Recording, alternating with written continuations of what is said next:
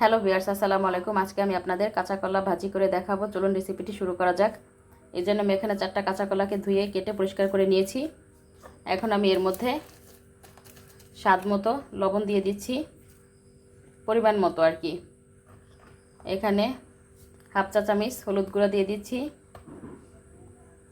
Half চা চামচ মরিচ গুঁড়া দিয়ে দিচ্ছি। এখানে আমি আদা রসুন বাটা আর জিরার বাটা দিয়ে দিচ্ছি সাথে। এখন এটাকে হাত দিয়ে ভালোভাবে মেখে নিতে হবে।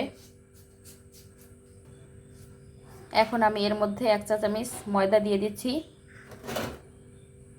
ময়দাটা দেওয়ার জন্য মশলাটা পুড়ে যাবে না ভাজার পরে। এই যে আমি সবগুলি মশলা ভালোভাবে মেখে নিয়েছি। এখন আমি 10 মিনিট রেস্টে রাখবো, তারপরে কলাগুলি ভাজতে চলে যাচ্ছি।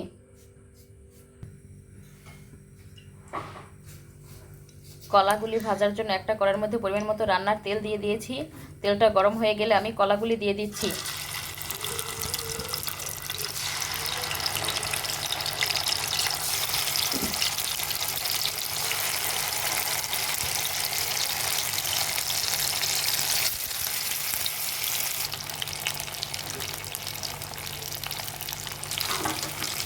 কলাগুলিকে আমি উল্টে পাল্টিয়ে ভেজে নিচ্ছি।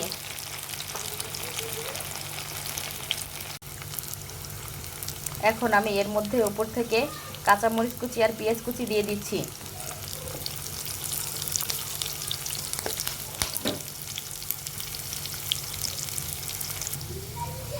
কলাগুলি যখন গোল্ডেন কালার হয়ে আসবে তখন আমি চুলা থেকে নামিয়ে নিচ্ছি।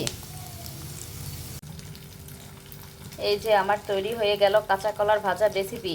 আর আমার ভিডিওটা যদি ভালো লাগে লাইক কমেন্ট শেয়ার করবেন, চ্যানেলটা সাবস্ক্রাইব করে পাশে থাকবেন। সবাই ভালো থাকবেন। আল্লাহ হাফেজ।